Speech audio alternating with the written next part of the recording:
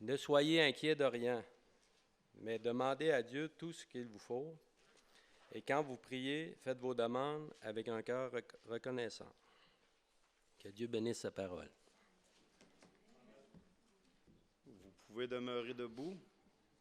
On va passer aux louanges et on va chanter « Gloire, gloire à l'Éternel ».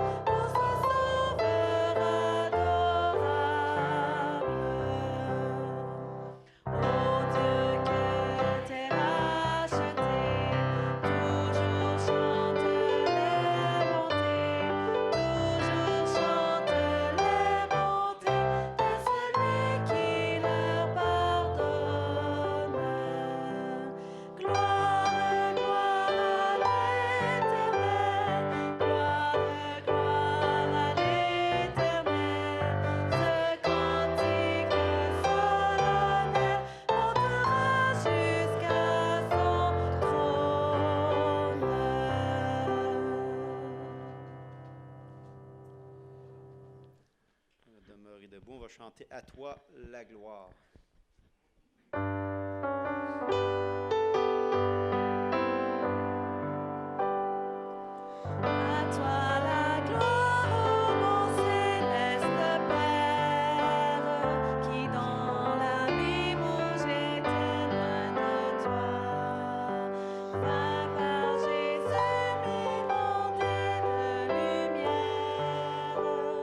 Et de l'esclave au bon chauffeur.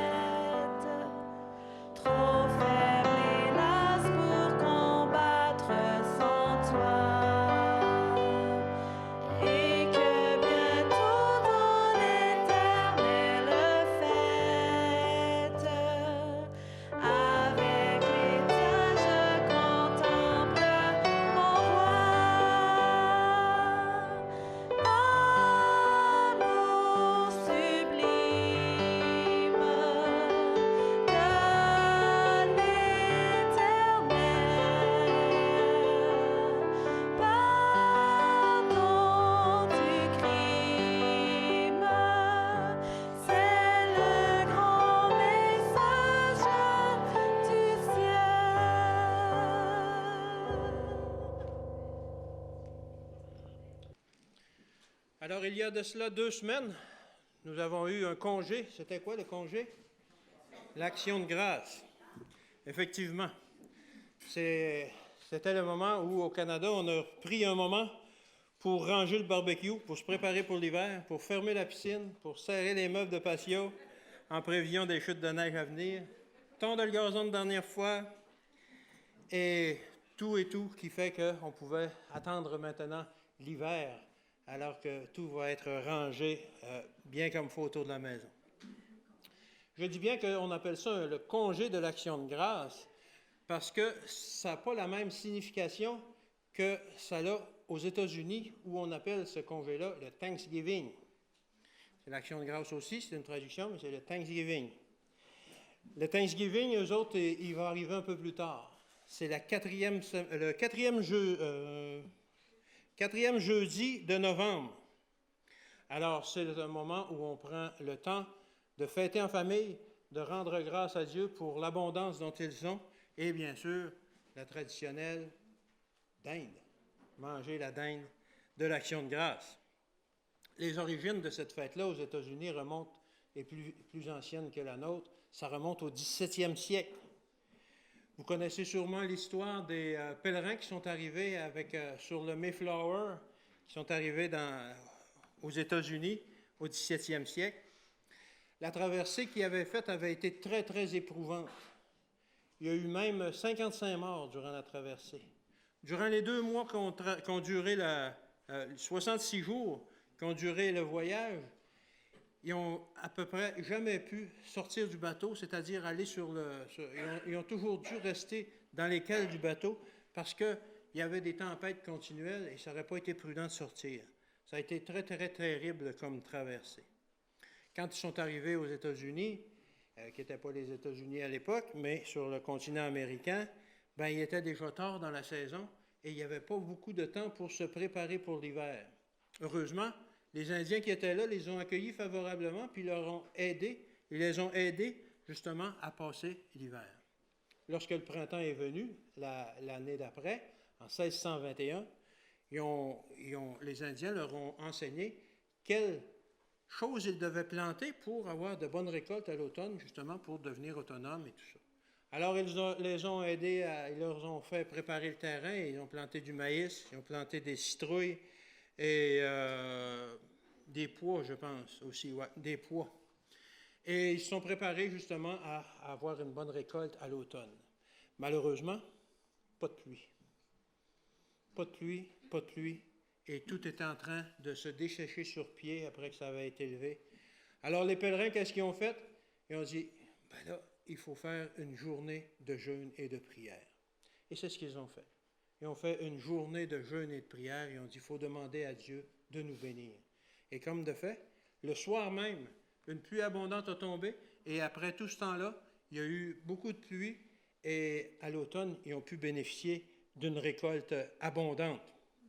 C'est à ce moment-là qu'ils ont décidé d'organiser un repas où ils ont invité tout le monde, les Indiens et tous les gens qui étaient aux alentours, justement, pour faire un repas où ils rendraient grâce à Dieu pour toute l'abondance dont ils bénéficiaient.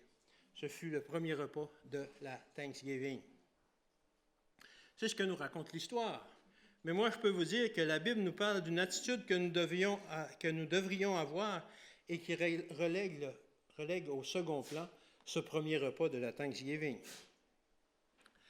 On trouve ça dans 1 Thessaloniciens 16 au verset 18. 1 Thessaloniciens 16 au verset 18. Ça nous dit ceci.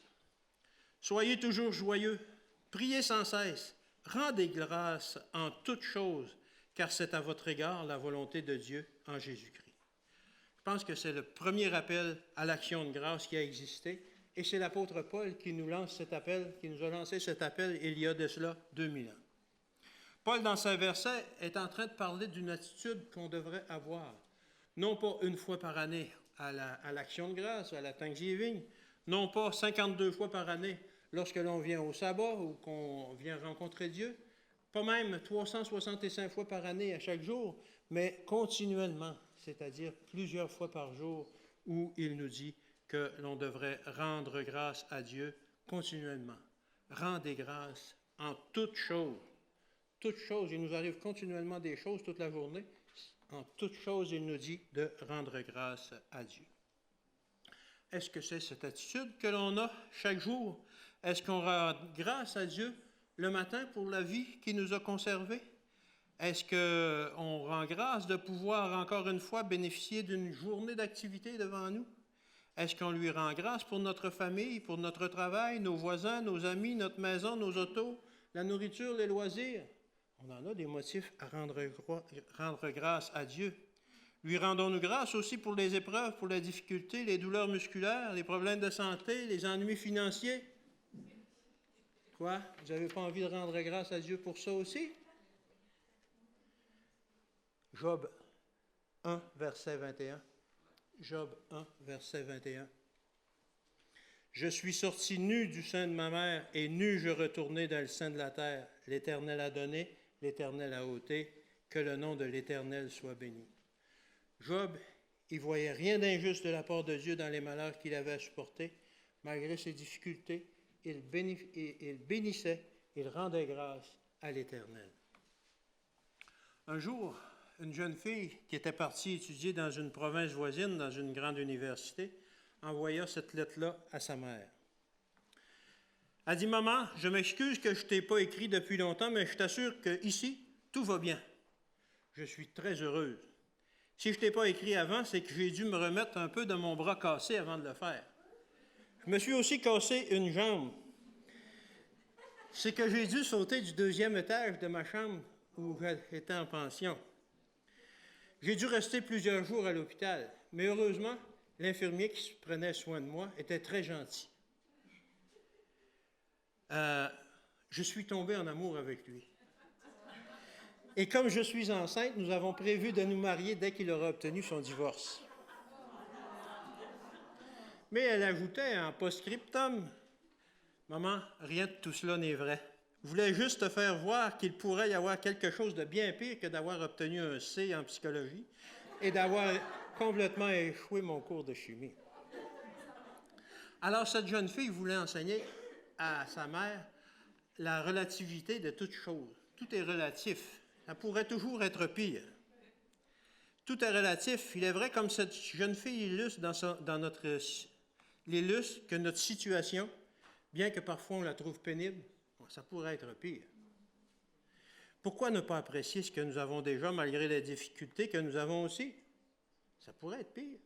On pourrait être invalide, on pourrait avoir pas d'argent du tout, on pourrait avoir toutes sortes de situations qui seraient pires que ce que l'on est présentement. Afin de pouvoir continuellement rendre grâce à Dieu pour ce qu'il nous donne, nous devons bien regarder notre situation dans son contexte.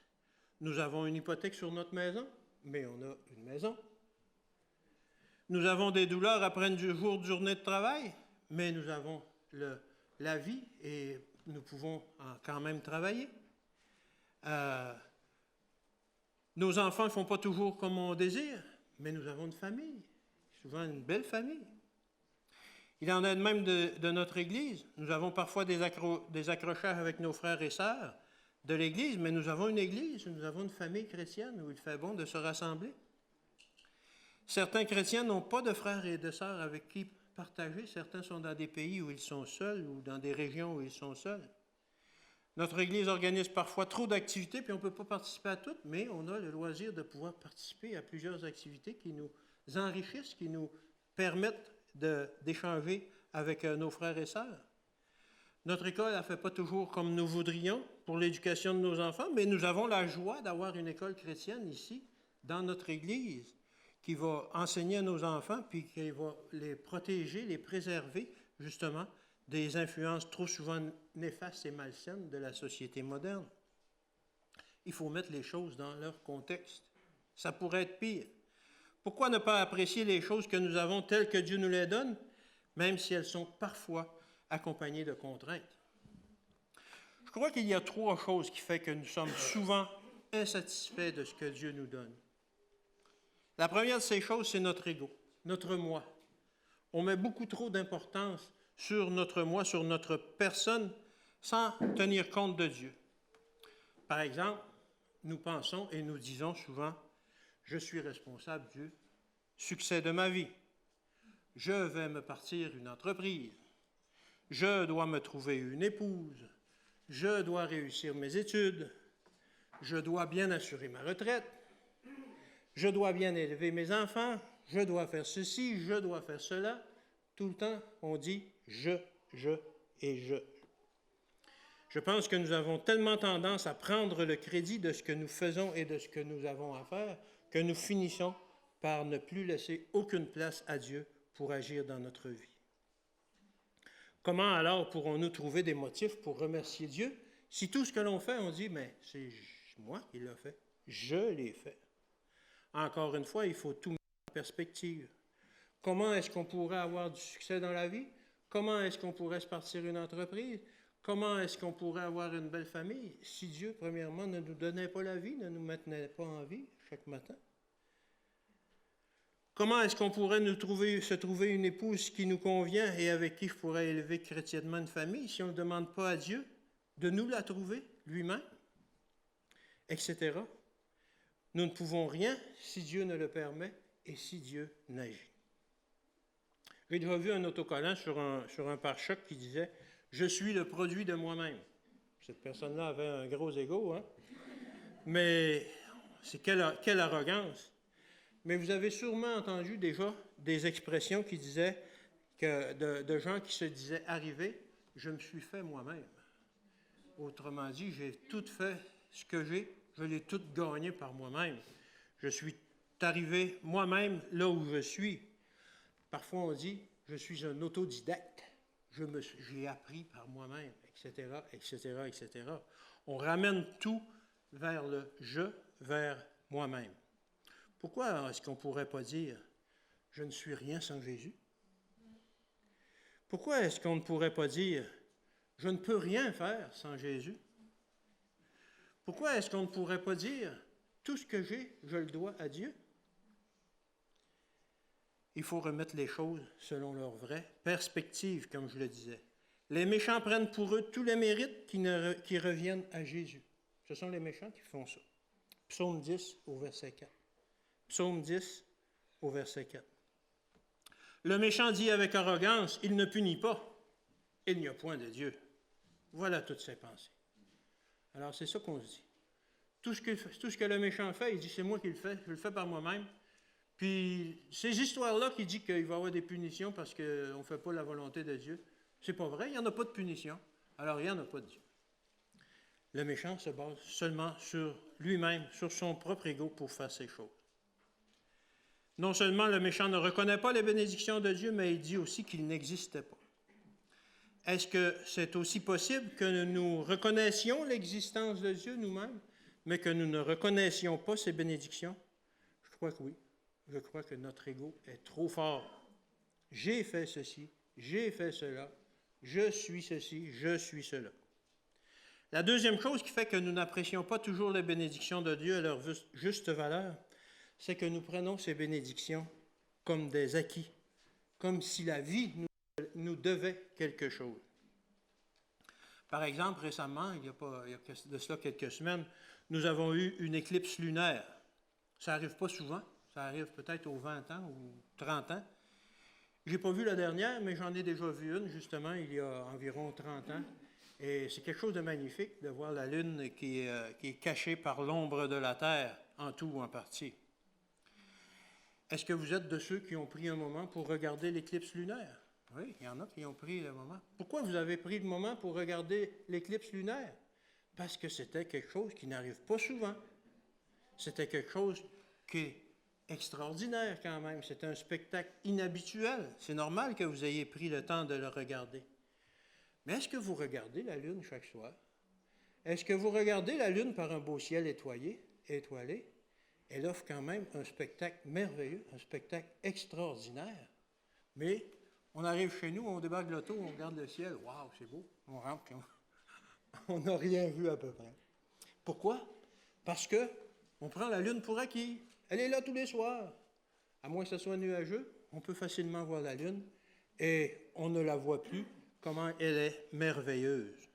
On s'habitue à des choses répétitives. Notre vie, métro, boulot, dodo, les actualités, les informations, c'est toujours la même suite d'événements. On devient habitué à tout. Plus rien ne nous émeut. Nous prenons tout ce qui arrive comme acquis. Malheureusement, on s'habitue aussi de Dieu. Nous le prenons lui aussi pour acquis. Ou plutôt, nous prenons ses bénédictions comme acquises. On ne les voit plus. Tout ce qui nous arrive, c'est normal. C'est juste normal. Ça arrivait hier, ça arrivait avant-hier, ça arrivait la semaine passée. C'est normal que ça arrive encore. Les enfants d'Israël murmurèrent contre Dieu. Nous avons faim, qu'ils lui ont dit. Alors Dieu leur donna la manne. C'était bon la manne. Ça goûtait le miel. Apparemment, je ne l'ai pas goûté, mais ça goûte le miel. C'est bon, mais ça n'a pas pris beaucoup de temps avant qu'ils se fatiguent de la manne. Chaque jour de la manne crue, de la manne cuite, de la manne bouillie, de la manne frite, de la manne cuite au four. Ah, ben là, c'est fatigant à la fin, toujours de la manne. Rien que de la manne, toujours de la manne. On ne pourrait pas varier le menu de temps en temps? Et ils se plaignirent encore contre Dieu. Ils n'avaient pas conscience que la manne leur était donnée. C'était un cadeau extraordinaire. Ils ne se rendaient pas compte qu'ils étaient dans le désert, puis qu'il n'y avait rien, puis s'il n'y avait pas eu la manne, ils seraient morts de faim. En quelques jours, ils seraient morts de faim. C'était une bénédiction extraordinaire, mais comme ça arrivait tous les jours, c'était devenu la routine et ils ne se rendaient plus compte que c'était une bénédiction de Dieu. Est-ce que nous nous habituons si bien aux bénédictions de Dieu que nous ne les voyons plus? Je pense que malheureusement, oui. Est-ce qu'on le remercie pour la vie, pour notre santé, pour notre famille, pour nos enfants, pour notre nourriture, pour notre travail, pour nos voisins, pour notre école, pour les personnes qui se dévouent chaque jour pour nos enfants? Est-ce qu'on se le remercie pour nos problèmes, tant à la maison qu'à l'église, qu'à l'école? On le devrait. On devrait prendre le temps de le remercier chaque jour, à moins qu'on prenne ces choses justement pour acquises et qu'on ne les voit plus et que c'est normal. On pense que la vie nous doit ces choses-là.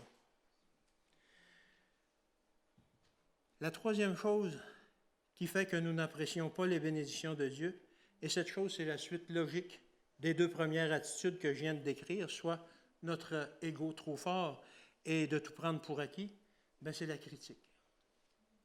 On critique tout, on critique même Dieu. Il doit commencer à nous connaître depuis le temps que toute l'humanité le critique continuellement. Une chance qu'il est patient, parce que sinon, si ce serait nous, peut-être qu'on tracerait rapidement un trait sur l'humanité et qu'on dirait les gars d'arrêter de chialer, là, ça va faire. Là. Et ce n'est pas nouveau. Je viens de vous mentionner que les Israélites se plaignirent de la manne, mais la critique envers Dieu a commencé bien avant ça. Dieu a créé le monde en 6 jours. Le 7e jour, il s'est reposé avec ses créatures. Et là a commencé un bon temps d'échange, d'éducation, de temps passé avec ses créatures. Mais ça n'a pas été long qu'ils se sont mis à chialer, qu'ils se sont mis à critiquer. C'est quoi cette nourriture-là? Pourquoi on n'a pas le droit de manger cet arbre-là? On a le droit de manger toutes les arbres, mais lui, on n'a pas le droit.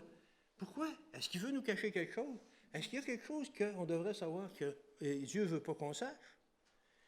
Et ça a continué. Et ça a continué. Au verset 12, c'est Adam qui parle. La femme que tu as mise auprès de moi m'a donné de l'arbre, j'en ai mangé. C'est de ta faute. Tu n'aurais pas dû faire ça. Tu n'aurais pas dû la mettre. Tu aurais dû la créer différemment. Pourtant, il s'était émerveillé quelque temps auparavant de la créature merveilleuse que Dieu avait tirée de sa propre chair. Mais là, il la critiquait. Et il critiquait Dieu. Tu n'aurais pas dû. C'est pas correct. Et au verset 13, c'est la femme qui parle, c'est Ève. Le serpent m'a séduite et j'en ai mangé. C'est de ta faute. Pourquoi tu as mis ce serpent-là? Pourquoi tu ne l'as pas empêché de nous approcher? Pourquoi tu lui as donné le don de la parole pour nous induire, nous tenter comme ça? Alors, on critiquait encore Dieu. On venait à critiquer Dieu. Et toute la Bible est remplie de tels exemples de gens qui critiquent Dieu, qui critiquent leurs dirigeants ou qui se critiquent les uns les autres. Est-ce que c'est la même chose aujourd'hui dans nos églises? C'est encore la même chose, malheureusement, je pense. Lorsque l'on critique ou que l'on ne trouve pas que ce que nous avons est à la hauteur de ce que nous méritons, nous refusons de reconnaître les bénédictions de Dieu. L'esprit de critique, c'est la pire attitude qui fait que nous ne voyons pas les bénédictions de Dieu. Tout ce que l'on reçoit, c'est pas correct. On pense qu'on mérite mieux. On pense que ça devrait être différent. Est-ce qu'on pense contraindre Dieu à nous donner plus ou mieux par nos complaintes? Est-ce que le fait de lui dire « Hey, c'est pas correct ça, ce que tu nous fais là, tu devrais me donner plus », je vous invite à prendre Nombre 11 au verset 1. Nombre 11, verset 1. Le peuple murmura, et cela déplut aux oreilles de l'Éternel. Lorsque l'Éternel l'entendit, sa colère s'enflamma. Le feu de l'Éternel s'alluma parmi eux et dévora l'extrémité du camp. N'est-ce pas un avertissement sérieux?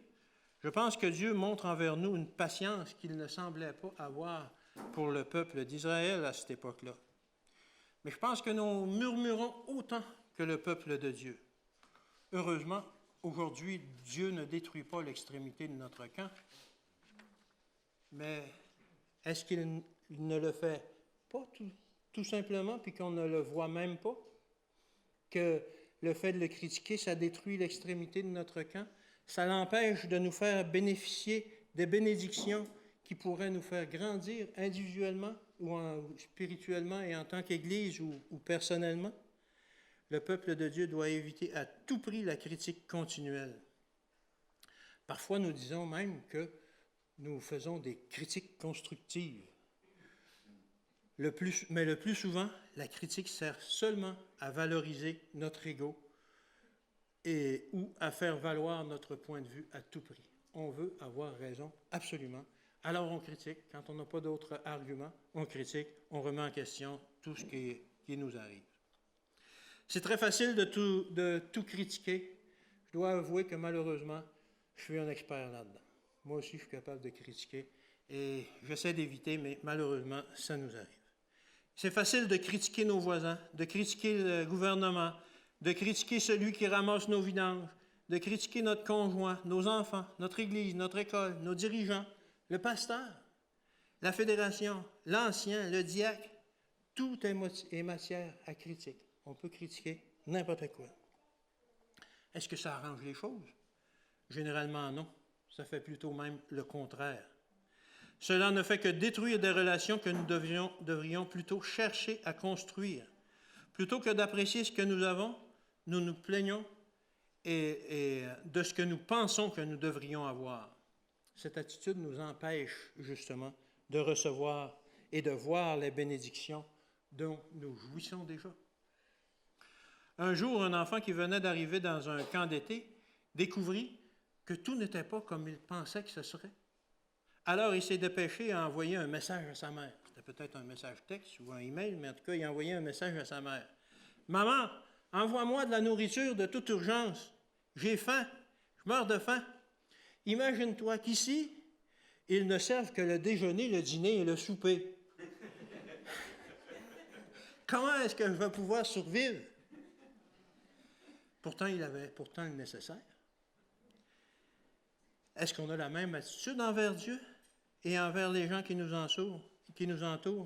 Est-ce que l'on demande plus que le nécessaire? Une attitude de gratitude est une attitude saine pour l'homme. Cela a été démontré depuis longtemps. L'attitude de tout critiquer cause du stress. Le stress est mauvais pour la santé, vous le savez. Cultiver un esprit de critique envers les autres et directement ou indirectement envers Dieu rend l'homme fou. Est-ce que vous croyez ça, que ça rend l'homme fou de critiquer? Vous ne croyez pas? Est-ce que vous voulez éviter de devenir fou? Allez voir dans Romains 1, verset 21. Romains 1, verset 21. Puisque, ayant connu Dieu, ils ne l'ont point glorifié comme Dieu et ne lui ont point rendu grâce, mais ils se sont égarés dans leurs pensées et leur cœur sans intelligence a été plongé dans les ténèbres. Se vantant d'être sages, ils sont devenus fous. Pourquoi est-ce qu'ils sont devenus fous? Parce qu'ils ont évité de glorifier Dieu et ne lui ont point rendu grâce.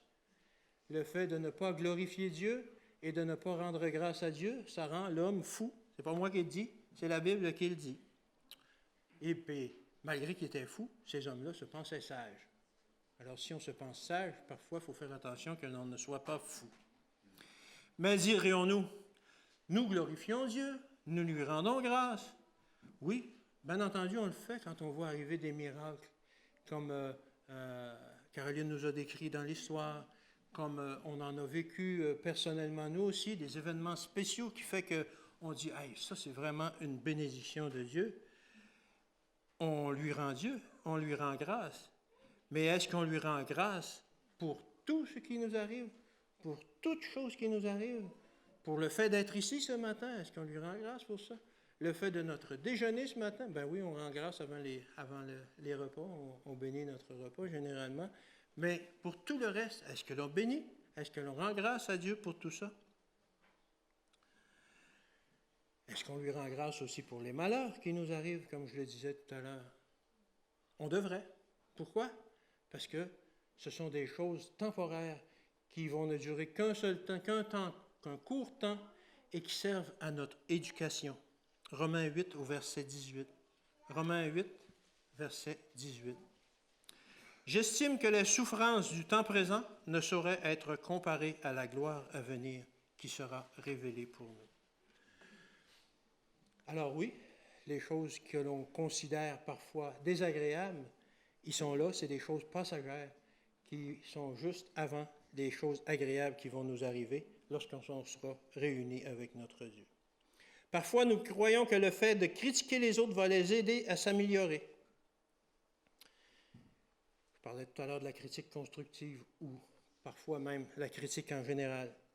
Mais je pense qu'on devrait changer de tactique. Plutôt que d'essayer de contraindre les autres à s'améliorer par la critique, on devrait essayer de leur faire beaucoup de mal par des compliments. Je pense que ça les aiderait plus à s'améliorer que le fait de les critiquer. Développons en nous un esprit d'action de grâce. Colossiens 4 au verset 2. Colossiens 4 au verset 2. Persévérez dans la prière, veillez-y avec des actions de grâce. Il y a toujours quelque chose qui fait que nous pouvons rendre grâce à Dieu ou à nos proches. Il y a toujours quelque chose. Rendre grâce continuellement à Dieu. Beaucoup d'entre nous ont une liste de prières où on met le nom des gens pour lesquels on veut prier, pour les choses que l'on désirerait obtenir. Mais est-ce qu'on a aussi une liste de choses pour lesquelles on peut glorifier Dieu? Je pense qu'il n'y en a pas beaucoup qui ont ça, mais c'est effectivement quelque chose que l'on devrait avoir. J'écoutais tout à l'heure la prière que Bruno a faite, et il a dit beaucoup de merci à Dieu pour telle chose, pour l'école. Merci pour ci, merci pour ça. Ben oui, il faut rendre gloire à Dieu, il faut rendre grâce à Dieu, il faut le remercier Dieu. En quoi est-ce qu'on peut remercier Dieu? Mais pour toutes les petites choses de chaque jour. Pas besoin d'un grand miracle pour rendre grâce à Dieu. Juste besoin d'apprécier les petites choses de la vie. Le soleil sur votre visage, quand vous sortez, vous sentez sa caresse sur votre visage. Le sourire d'un enfant que vous croisez dans la rue, vous pouvez rendre grâce à Dieu avec ça, parce que ça change notre journée. L'agréable odeur de la cuisine de votre épouse quand vous arrivez à la maison après une journée de travail et puis qu'elle a préparé un délicieux repas pour vous. Le mot gentil que votre voisin vous a dit. Tout est motif à rendre grâce à Dieu ou à vos proches. Un esprit de gratitude vaut mieux qu'un esprit de critique. Quand avons-nous remercié sincèrement ceux qui se dévouent pour nous? La serveuse au restaurant, notre épouse, le facteur qui marche jusqu'à notre porte, la caissière à l'épicerie, le professeur de vos enfants, ceux qui s'occupent de votre bien-être dans cette église. Parfois, on ne voit même pas les services qui nous sont rendus. On prend ça pour acquis et on ne voit pas qu'il y a des gens qui sont dévoués autour de nous, justement, pour faire que tout aille bien dans notre vie à tous les jours. Pensez-vous que l'Église demeure propre toute seule? Non. Si vous regardez, après que tout le monde a quitté, après le culte, il y a un grand ménage à faire. Et curieusement, quand on arrive le sabbat matin, tout est propre encore. Je ne sais pas qui l'a fait, mais il y a quelqu'un qui l'a fait. Ben merci à ces personnes-là. Pensez-vous que toutes les activités que propose l'Église s'organisent tout seul? Non. Il y a des gens qui se sont consacrés pour organiser ça. Pensez-vous que l'école fonctionne toute seule? Non. Il y a des gens qui se sont consacrés, il y a des bénévoles, il y a une armée de bénévoles, il y a des professeurs qui se dévouent corps et âme au-delà de ce qu'ils sont ce qu'il leur est demandé pour que justement que ça arrive. On a plein de raisons de rendre grâce et de remercier au lieu de critiquer. Dieu veut que nous développions un esprit de remerciement, d'appréciation et d'action de grâce. Philippiens 4, 6. Ne vous inquiétez de rien, mais en toute chose, faites connaître vos besoins à Dieu par des prières et des supplications avec des actions de grâce. Il faut rendre grâce pour ce que l'on a déjà et pour nos besoins et toutes choses. Pour toutes ces choses, ayez des actions de grâce. Je sais que ce n'est pas facile. Avoir une attitude d'appréciation, ce n'est pas dans notre nature. On n'est pas né comme ça. Vous avez juste à regarder un petit bébé. Il faut qu'il apprenne cette attitude-là. Un bébé qui a faim, il crie pour avoir ce qu'il a besoin, et puis après ça, il passe à autre chose. Et durant sa jeunesse, on doit l'éduquer à avoir un esprit de gratitude. Quand on lui donne quelque chose, qu'est-ce qu'on dit? Merci. Ah oui, c'est vrai. Et finalement, on réussit à apprendre qu'il faut avoir un esprit de gratitude. Il faut apprendre à remercier les gens qui sont autour de nous et qui nous rendent des services. Psaume 116 au verset 17. Psaume 116, verset 17. Nous devons continuellement travailler sur notre caractère. Je t'offrirai un sacrifice d'action de grâce et j'invoquerai le nom de l'Éternel. Il faut que notre vie même devienne un sacrifice d'action de grâce. Continuellement rendre grâce à Dieu et aux gens qui nous entourent. Je vous invite même à prendre Philippiens 4 au verset 11. Philippiens 4 au verset 11. Ce n'est pas en vue de mes besoins que je dis cela, car j'ai appris à être content de l'état où je me trouve. Paul avait appris à se satisfaire de ce qu'il avait. Non seulement il était satisfait, mais il était content de ce qu'il avait. Est-ce qu'on est content et satisfait de ce que nous avons? Pour terminer, je voudrais vous lire le psaume 100. Le psaume 100. C'est un psaume de louange. Poussez vers l'Éternel des cris de joie. Vous tous, habitants de la terre, servez l'Éternel avec joie. Venez avec allégresse en sa présence. Sachez que l'Éternel est Dieu. C'est lui qui nous a fait et nous lui appartenons. Nous sommes son peuple et le troupeau de son pâturage. Entrez dans ses portes avec des louanges, dans ses parvis avec des cantiques. Célébrez-le, bénissez son nom, car l'Éternel est bon, sa bonté dure à toujours et sa fidélité de génération en génération. Entrez dans ses portes avec des louanges. Entrez dans ses portes avec des actions de grâce. Mais c'est quoi au juste les actions de grâce? C'est tout simplement de remercier, de rendre à la personne un témoignage d'appréciation. Avons-nous fait quelque chose qui fait que nous voudrions remercier notre voisin? Avons-nous quelque chose qui fait que nous voudrions remercier notre voisin, une personne que nous connaissions ou Dieu? Malheureusement, les prédications, souvent, on les trouve bonnes. Puis on s'en retourne chez nous en disant « Ah là, je vais changer ». Mais on retourne chez nous et on oublie tout ça. Alors, pour que vous n'oubliez pas ça, on va commencer par un exercice. Alors, je vais commencer moi-même.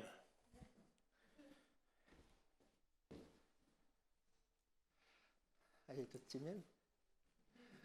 Alors, j'aimerais remercier ma femme, lève debout, d'être mon épouse, puis justement d'être toujours avec moi, puis toujours me supporter. Merci. OK. J'aimerais remercier mon fils, d'être mon fils. C'est quand même un bon fils. Je sais qu'il n'a pas rien fait pour ça, d'être mon fils, mais c'est quand même un bon fils, puis merci pour ça. J'aimerais remercier Luce pour tout ce qu'elle fait pour nos enfants, pour qu'elle les mène comme tout ça. J'aimerais remercier Denise.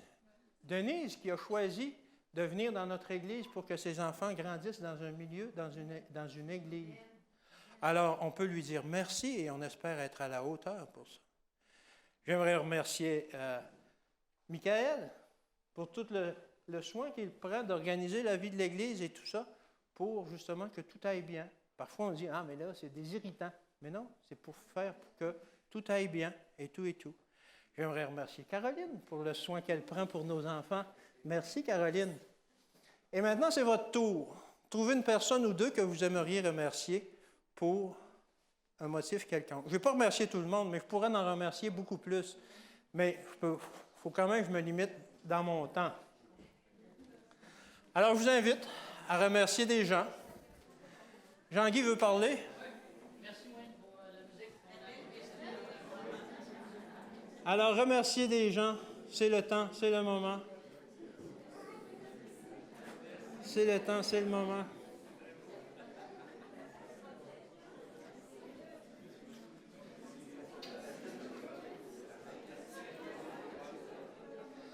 C'est le temps de faire votre exercice, de développer une attitude de gratitude.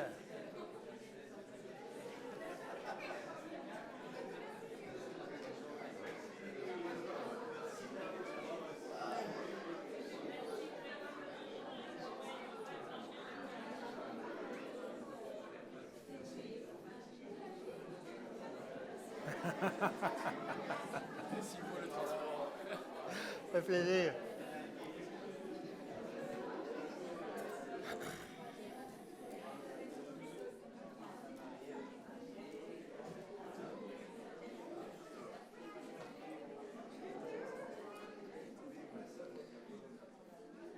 Alors, c'est bon.